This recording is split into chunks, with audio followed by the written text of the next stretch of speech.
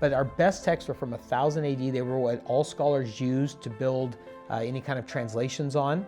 The Dead Sea Scrolls shaved off a whole millennium, a whole 1,000 years, and gives us this sense of what the text would have looked like in a time before there were vowel points, in a time when you didn't have the kind of same scribal practices that we see in the Masoretic text, where again they're putting even cantillation marks on how it should be kind of sung and read. So we're seeing a very pristine copy. And in general, the text we find at Qumran and the text we find in the Masoretic shows really scholarly or scribal fidelity through that whole millennium.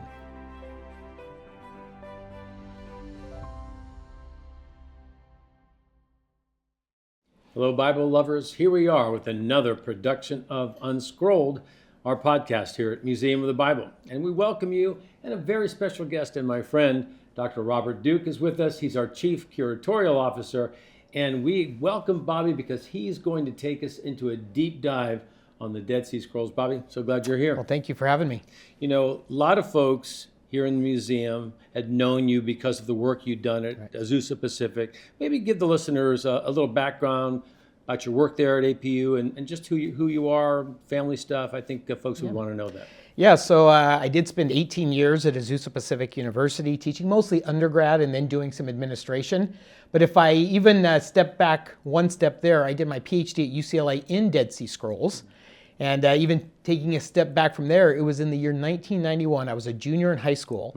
One of my closest childhood friends' moms gave me a copy of U.S. News and World Report because in 1991, the Huntington Library in San Marino, California, gave their microfiche to the world, basically invited all scholars to come there to research Dead Sea Scrolls. So when I was a junior in high school, I first caught wind of these Dead Sea Scrolls. Wow. And it just was always in the back of my mind. And then one of my years studying in Israel, I said, if I ever had a chance to go on for a doctorate, I would want to focus on Dead Sea Scrolls. Love that. That's fantastic. So tell us about your family. I know a bit about that. Let our listeners know. So yeah, my wife Jenny and I met in Jerusalem, so we have a match made in Zion. But we have 4 kiddos. We have been very involved when we were living in Los Angeles County with the foster and adoption system too. And 2 of our children we were able to foster and adopt, and just were blessed to have them in our lives. Again, teaching for 18 years at APU, just the deep connections with students. And it was one that Jenny and I would always host on Thursday nights, a game night with students. So it is one of the things I loved most about teaching at a Christian university was that I really could blur the lines between scholarship and academics and discipleship. Sure. Because I am a strong person of faith, and I see that even through scholarship and through the academy, how can you also make that a discipleship moment as you help students develop not just their mind, but also their heart? That's interesting, because I think in some ways you're still able to do that here at Museum of the Bible. Yeah, no, absolutely. And this definitely is a place where I can have that head and heart knowledge come together. And when I see particularly faith-based schools, K-12 schools coming here, we've had this year a lot of Catholic schools, just to see these students that they're in their everyday time at their school, they're studying Bible or they're having catechism, but now they can come here and see these items that shape their faith. So the Dead Sea Scrolls, almost every person, whether you're a person of faith or not, they've heard that phrase. They think they know a little bit about it. Before we dive into what they are and what folks might know or not know, tell people about the exhibition that's here right now at Museum of the Bible. I know they'd be interested in that as well. Yeah, so late November, we opened up our Dead Sea Scrolls exhibition that will be here until right after Labor Day in 2026. We will have it for 9.5 months. And during that 9.5 month period, we will have 3 different rotations of 8 Dead Sea Scrolls texts. Israel will only allow texts to be out of the country for 3 months at a time, and then they have to hibernate for 5 years. Amazing. In climate control, light controlled. So the centerpiece of the exhibit are these scrolls.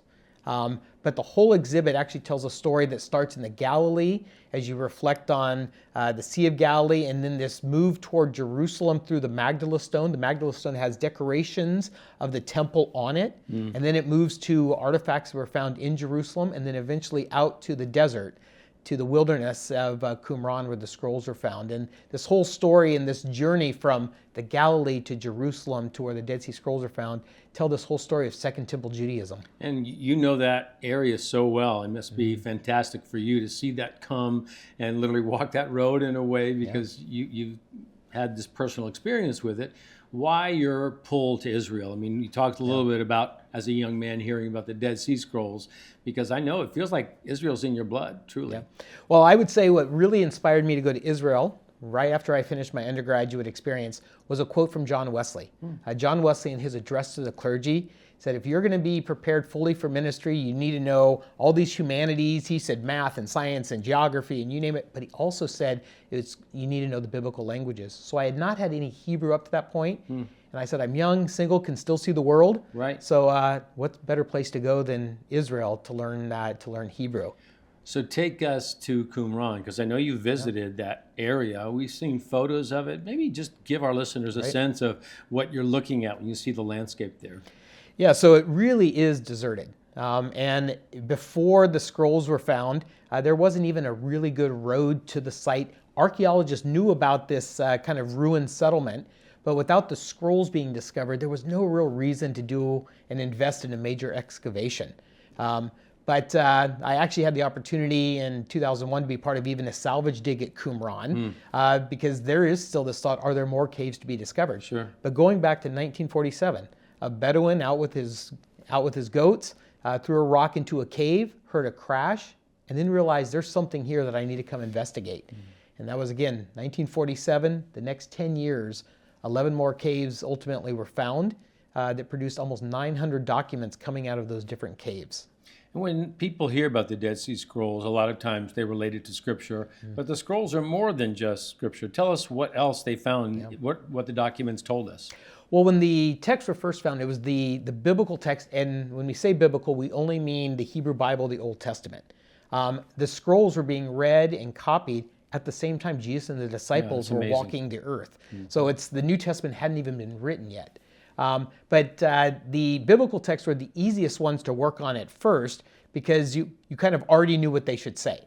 And as we've learned, they are so close in fidelity to what we have later on. Scholars were able to read lines of text and realize this is from Isaiah or this is from Psalms. But for the general scholarly community, it was those texts that were not known that come out of those caves that really revolutionized kind of the history of Jewish literature, because now we have a snapshot into a window where we didn't have a lot of primary sources. And here we have an entire library that was hidden in these caves at the time Rome was destroying that part of the world. Right. It's almost as though some of these documents reveal that these devoted people, whoever they were, I think scholars believe that the Essenes are the leading candidates, but whoever they were dedicated to the Scriptures, but also kind of taking it to the next step, making it more personal. You know, they sort of take some liberties, as it were, with the Scriptures and begin writing sort of if not a commentary, maybe just fleshing out the Scriptures in other ways. That seemed unusual to me when I first learned about that. Yeah, so they even had a whole genre of literature that is called pesher by scholars. And the word pesher is just the Hebrew word meaning interpretation. Because they had one where they would quote a line of Scripture, and then they would have the phrase pesher, its interpretation is, and then they would interpret it through modern eyes. Some have suggested that they were almost reading the Bible on one hand, looking at their life experience and reading themselves back into books like Habakkuk. The Habakkuk pesher was one of the original texts discovered in Cave 1. And it really is one of saying, yes, Habakkuk said this, and this is about our community today. So it is a warning to some degrees for modern readers of Scripture to read Scripture in context and don't try to so quickly personalize it. But the group there at Qumran were ones that, again, they saw themselves as being one of these kind of eschatological, almost end times communities, because one of their texts that was not known before the scrolls were found was called the War Scroll. And this War Scroll talked about their community rising up against the Roman Empire. Obviously, their community disappeared because we wouldn't have the scrolls today if they had carried on life. But it is a good, interesting window into a very dynamic time of Judaism that had Pharisees, Sadducees, Essenes, Zealots, even a group called Sicarii. They were named that because of the type of dagger they held. Interesting. And then also the development of early Christianity. For sure. So I think about all the work that had been done, still being done in interpreting the scrolls. When you looked at what specific area you wanted to focus on, take us on that journey. Yeah. Well, what drew you to that specific area, and tell us more about your individual area of study.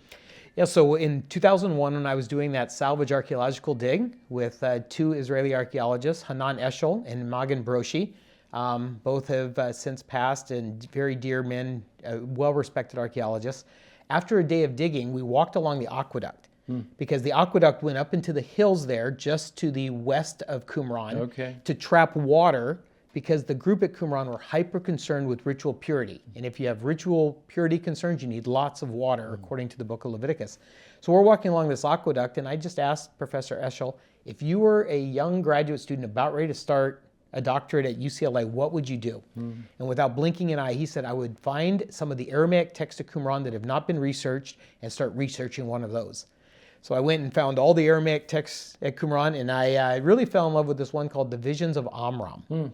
Amram is Moses' father in the biblical text. 2,000 years ago, there was this kind of genre of literature where you would take a fairly unknown person in Scripture, and then they would flesh it out. Right. I mean, and similar, we do that today with things like VeggieTales. Yeah, you're taking the story from Scripture, and then you're giving it kind of a new life. But Amram was a very almost mysterious figure. Obviously, the father of Aaron and Moses and Miriam, but we don't know much about him. So an entire work called Visions of Amram was written. They said, well, what could have been? So it was really fascinating. So you're focused on a biblical figure, but looking at how people would have given him a little bit more life if there was a story written just about Amram's life. So it really was ones I worked on that. As they say in scholarship, you learn more and more about less and less until you know almost everything about almost nothing. Yeah. But it is one where just being part of the Qumran and Dead Sea Scrolls world, though, has been just fascinating. And it starts by doing research on a text. Sure. And interesting, you mentioned the word Aramaic. You know, a lot of us know that's the language we believe Jesus spoke, you know, sort of the lingua franca of the day. Did you learn that language yourself? Did you have some familiarity with it beforehand? So the Hebrew and Aramaic are not too dissimilar. Okay. They were written in the same characters. Words like, let's say in Hebrew, a word like melech, which means king, the same three-letter roots, mem, lamed, and kaf. Malka is how you say it in Aramaic. So they have some very basic grammatical differences, but just on paper, they look very, very similar. And even today in a modern Passover Seder, you have Hebrew and Aramaic woven in together, and an average Israeli child can read Hebrew and Aramaic back and forth because they're pretty close. Sort of language ambidextrous. Yeah, like Romance languages, that there's enough overlap. There is, right. That someone who knows Italian can also pick up some Spanish and French in an easy way. For sure. So you bring up that point about language. What other languages were present in the scrolls? Right. So when we talk about Dead Sea Scrolls, we often focus on Qumran, but in the scholarly community, it's really any text found along the Dead Sea there, including Masada. Okay. So the wider world of Dead Sea Scrolls would also include those. So when you take all of those locations in totality, Hebrew was the predominant, Aramaic was the second, but there was actually one cave at Qumran, Cave 7, that had Greek documents. Not a lot of Greek, but all of a sudden this one cave had a concentration of them. So did some Greek speaker live near that cave and keep theirs? But then at Masada, they also had some Latin that was found. So it really shows you the dynamic, multilingual world 2,000 years ago. And when you think about that community, and I know so much of this is speculation, you know, why? Why did they hide themselves away? Why were these scrolls kept in this fashion? And then what happened to them? Here, I'm just ready to open a new dissertation for covering a lot of ground there, but give our listeners some insight there. Yeah, so I would say, first of all, why did they choose that location? I mean, if you're hyper concerned about ritual purity, why don't you go up to near Mount Hermon where the water is plentiful with the Upper Jordan? Exactly. But they, in their own documents that we found in the caves, they were fixated on Isaiah 40, chapter 40, verse 3, where it talks about a voice cries in the wilderness, prepare the way of the Lord. that shows up in a couple different documents where they talk about themselves being this voice crying in the wilderness, which is interesting because that's the same verse that John the Baptist uses. Yes. So it seems like 2,000 years ago, there was multiple communities that realized something new was going to be happening in the wilderness. So they located to that place because that is the wilderness of Judea. But from looking at their text, it does look like they separated intentionally from kind of normative Judaism in Jerusalem at the time. They never self-identify using words like Essenes. That's triangulating that with, say, Josephus and Philo and some others, and then looking at their text to say there's a lot of overlap. But they probably also had some connections to the Sadducean community because the Sadducees were the ones who were the temple establishment. But they talked about their own leader being the teacher of righteousness. That's the term they used for him. And they had a opposition that they called the wicked priest. It would have been fantastic if even one time they had said, the wicked priest is, and then tell us the name, because that would have, probably cost a lot of people tenure, because then they didn't, speculation in those early years of the scrolls was great. But again, they did seem to have some tension with the priestly establishment in Jerusalem. And again, even reading the Gospels and New Testament, you realize it was a dynamic time of challenges in the Roman Empire when nobody wanted to make waves with the Roman Empire. And then here we have all of this infighting and other things going on that we know from Josephus and New Testament and other places. And it comes out in living color when you read the Dead Sea Scrolls. And so what happened to them, Bobby? What do experts say about their demise? Yeah. So the site of Qumran has been kind of definitively said as being destroyed in 68 AD. Jerusalem would have been destroyed 2 years later in 70.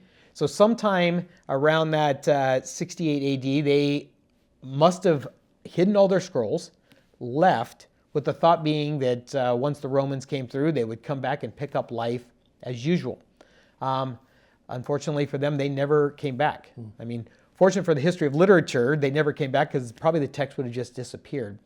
But there is one text that was found at Qumran called the Song of the Sabbath Sacrifices. It is a document that has 13 different psalm-like writings that were to be read on 13 subsequent Sabbaths, and gives us a sense of even what they would have read on Sabbaths for various sacrificial reasons.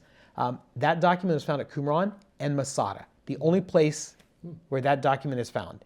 So the thought is that maybe the group at Qumran took some of their texts with them and then joined the rebels that were hanging out at Masada, that they too ended up dying in 72 AD. Now, when you think about the Dead Sea Scrolls and their impact on modern scholarship, and especially regarding the reliability of the Bible, something we often hear about, tell us why the Dead Sea Scrolls became the definitive text to help support the reliability of Scripture. Right, so the antiquity of the text is the key factor. Before the Dead Sea Scrolls were discovered, our best Hebrew manuscripts dated to about 1000 AD, often called the Masoretic texts, sometimes short form MT in your like Bible footnotes or other things. But our best texts were from 1000 AD. They were what all scholars used to build any kind of translations on.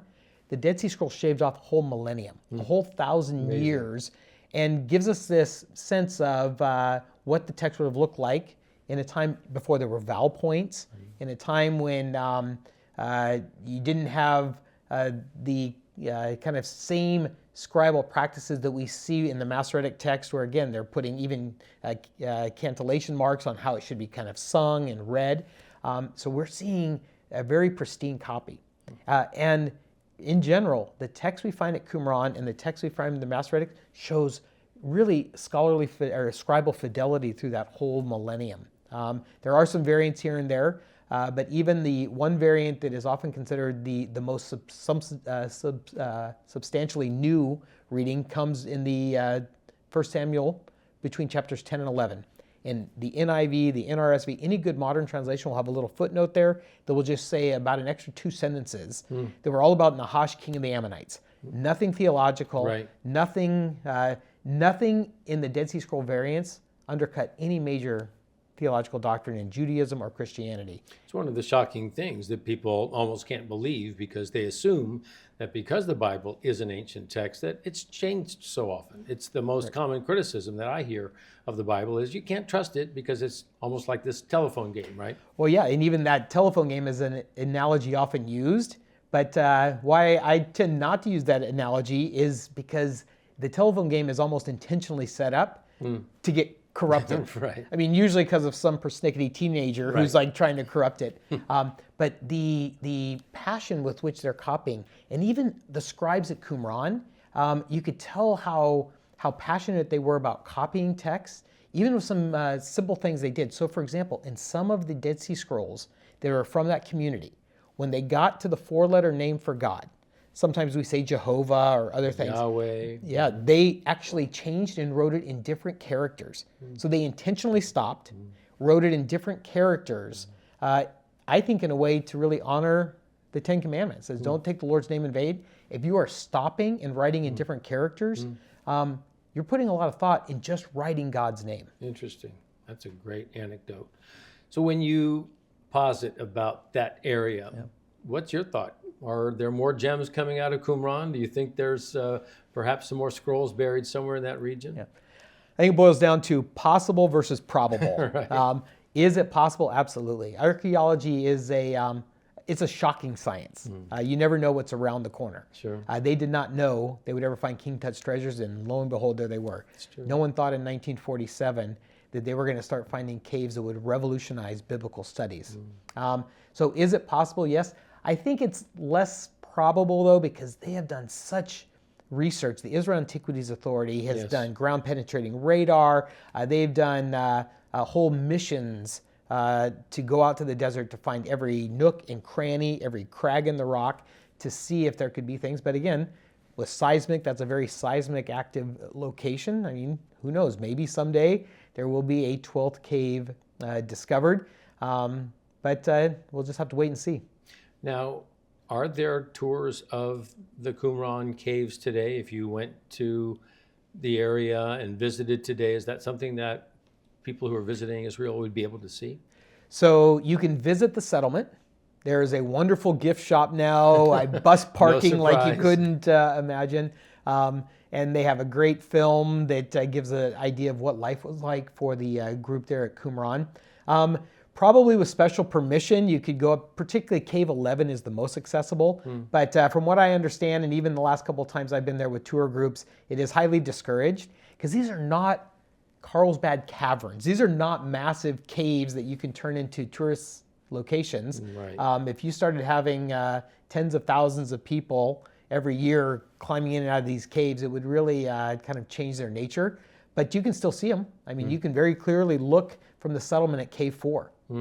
Cave 4 was the mother lode cave. Most of the text came out of Cave 4. Wow. So you can still see them very clearly. Just going inside is not something that is encouraged. Well, you spoke of the exhibit here at the Museum of the Bible. It contains the Magdala stone. You and I had the privilege of visiting Galilee fairly recently. We actually went out to the site where the original was discovered. Ironic that there's actually a replica there at the site. But what would that stone have been used for, and what are the possibilities in terms of Jesus interacting with that stone sometime in the first century? Yeah. Well, we talk about kind of the surprises of archaeology. Right. That location there on the western shore of the Sea of Galilee, Magdala, the hometown of Mary Magdalene, they were building a Catholic retreat center and a guest house. A heavy machinery brought its bucket down and actually clipped the side of this stone, and when they uncovered it, they realized they had something, a true treasure. Construction project was put on the back burner, and they excavated this first century synagogue. Even some of the coinage that was found during the excavation show that right around 30 AD, the synagogue was inhabited. It was being used. There was actually 2 synagogues at Magdala that have been discovered, but this one had this significant stone table that again has all the decorations that would make people think of the temple in Jerusalem when the temple was still standing. So it even showed this connection between synagogue life and the temple. Those weren't 2 distinct things. They worked in harmony when you have the pilgrimage festivals going to Jerusalem. But this table, no one knows for sure how it was used. People in antiquity didn't leave notes for us to say, when you discovered this in 2,000 years, this is what we used it for. But one of the good suggestions, and it's about the right size, it could have been used for holding Torah scrolls that were read on, say, Shabbat, on Sabbath. So it gives you a picture of what life was like because it was found right in the middle of the synagogue. Even the synagogue shows this designed because it's in a circle. So when you went to the synagogue, you were almost all facing each other. And I think that is just such a, even kind of a beautiful picture of everyone sitting around listening to the Torah being read right in the center of the room. Well, it's funny you talk about everybody sitting around. We had a kickoff event for the Dead Sea Scrolls. Maybe you can help our listeners understand what a remarkable event it was to bring people together from a number of faith traditions around these scrolls, and how we've seen this a number of times, Bobby, where God will use an artifact to bring disparate groups together. Yeah, I think one of the things I love as a scholar of the scrolls is it does bring together Protestants, Catholics, Orthodox, Yes. Jewish, conservative, you name it. It brings them all together. And at our opening gala, to see the just the whole swath of humanity there from people of different faith backgrounds, particularly our guests from Israel, and even having the deputy ambassador from the Israel embassy speak. Yes. He had just come from having dinner with the last 17 of the last 20 hostages released from Gaza. But he made it very clear he had to come to this event because he saw this partnership, this connection, not just between Israel Antiquities Authority and the Museum of the Bible, but really between Israel and the United States. Yes. And it was such a powerful moment that he said, I had to, after a very busy day of diplomacy and everything he was doing, like he had to be here to just celebrate this moment of a exhibit that means so much more than just seeing Dead Sea Scrolls. It's really making this larger statement of that we are ones that both share this text. We share this for Christians' Old Testament, Hebrew Bible, and we read them in ways that the minor prophets still speak to us today. The Torah still speaks to us today. It does. Well, even the New Testament phrase that talks about peace on earth and goodwill toward men, especially important during this Advent season, certainly something that we saw come to life. Absolutely. At that gala. Well, help our listeners understand what's next. I mean, here you are, Chief Curatorial Officer at Museum of the Bible. As you look out into 2026, give us an update. What's coming up? Well, I would say for 2026, the fact that we are going to still have what we call our Megiddo mosaic here on our first floor. Yes, what is that? I mean, certainly I know, but some of us haven't heard about that. Yeah, so the Megiddo mosaic was a mosaic floor that after it was researched archaeologically, it is the oldest church ever found archaeologically. It is 100 years before Constantine, 100 years before the Nicene Creed. And a Christian church. On the mosaic floor, it says that the table in the center of the room was given by a woman named Akeptus to the honor of the God Jesus Christ. So the earliest statement of Jesus' divinity.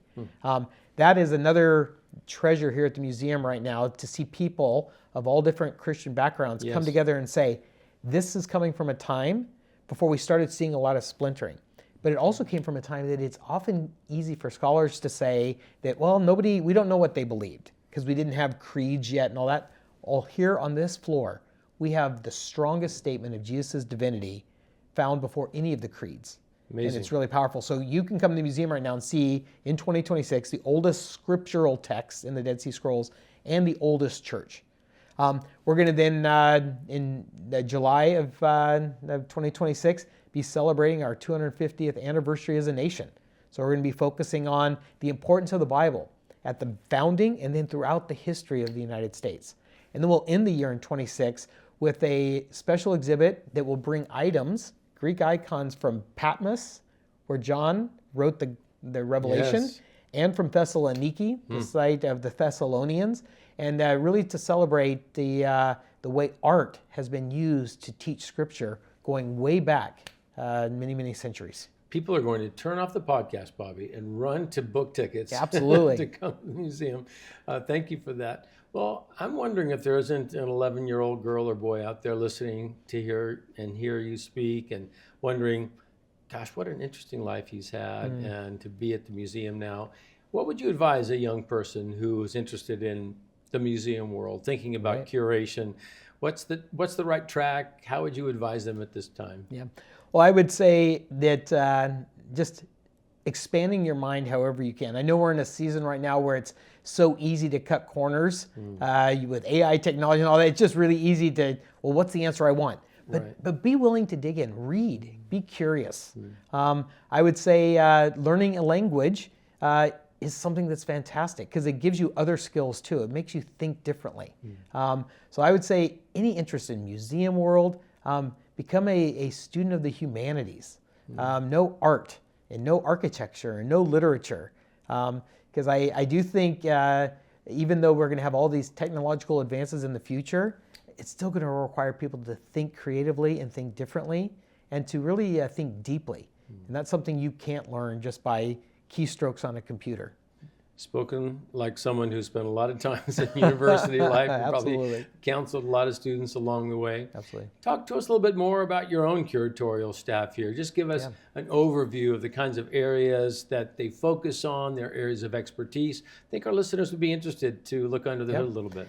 Yeah, so in the world of curation, and as the Chief Curatorial Officer, I oversee exhibits, education, research, and then our collection. So we have a very amazing collection that we have at the museum, but we also help preserve other collections. So the American Bible Society has asked us to kind of be the guardians of their collection, that we help to do that. So we have these 4 areas that work together. So our collection staff and our curators will help put together exhibits. Our education department will find out what exhibits we're having and then build curriculum, tours, and other things around that. And then we're constantly being involved in cutting edge scholarship. So in early 26, we have an invite. We were given an invite by Stanford University to have one of our items that we call the Codex Climaci Rescriptus. It was one that was text and then was written over again. But they're going to be doing some multispectral imaging out at Stanford to try to read the earlier copy that everyone thought was erased. Yes. As it's been written over, Right. but we can rediscover it. It's a little bit like what's been done in the art world, of course, because canvas was so precious. Painters painted over it, and you didn't see the original. Now they're able to in many regards. Same way, right? These skins were very, and the materials were very precious, and so they rescripted them. Right? Well, and I was asked recently when I was giving a little Dead Sea Scrolls lecture, at the end, someone just asked, well, what's the future and what are the next great discoveries? And they were thinking of the next Cave 12 or something like that. I said, well, I think with the advances in photography, I think some of our next great discoveries are going to be some of these texts that are buried under another text. Yes. As we work with monasteries all around the world, and the museum's even partnered with monasteries, particularly in Greece, to try to get to their libraries. Some of them go back to the early Byzantine era. Well, I know we're winding down on our time, but we can't let the Chief Curatorial Officer not let us in on what are your favorite artifacts that are in our holdings here at the museum. So when I walk particularly our history floor, I think depending on the day or the week, I might have a different favorite. It's probably like having children that like, yeah, you're my favorite this week and you're my favorite that week. I love our Washington Pentateuch. So it is one of these Masoretic texts. It's about 1,000 years old. And it once it was placed permanently here, it was given the name the Washington Pentateuch. But it is just a beautiful example of that carefulness of scribes 1,000 years ago. I think for me, one of my favorite, though, that is a little bit unusual, I love the set of Torah portion readings we have from a synagogue in eastern China, a place called Kaifeng. Far eastern China, there was a synagogue that was active for 900 years, from about the year 900 to about the year 1800. And we have some of the items that were in their synagogue, particularly little booklets that were the weekly Torah readings. I think we often have this thought that, say, Jerusalem was destroyed and then kind of faith moved into Europe and then it went into the New World. But there's this whole other story that goes east. So even having these items from eastern China shows even how scripture moved east along the Silk Road in a way that we often don't think about. You're so right. I mean, I often hear people say the Bible's been the most important document for the West, but what history tells us is it's not a Western document alone. It's truly a global document. Absolutely. And even some of the languages like Syriac and Arabic, these languages farther east, there is treasures of the Bible, but also of biblical interpretation that we still need people to study. I mean, we need that 11, 12-year-old to decide, you know what, I'm going to become a Judeo-Persian scholar or a Syriac scholar, but because there are still treasures to be found. Well, Bobby, we're proud of the work you're doing here at the museum. Thanks for joining me today on Unscrolled. And To our listeners and viewers, thank you as well, coming back to us again for Unscrolled. Remember, here at Museum of the Bible, our mission is very simple. We invite all people to engage with the transformative power of the Bible, and then we try to unscroll it for the world to see and be transformed by it. Thanks for joining us today, and we look forward for you to come back, see us again, and listen here on Unscrolled at Museum of the Bible. Thanks, Bobby. Thank you so much for tuning in. If you liked this conversation, if you learned something new, then share it with your family and friends, or leave us a review so more people can find out about the history, narrative, and impact of the Bible. Be sure to follow us here or on your social media platform of choice. See or hear you next time on Unscrolled.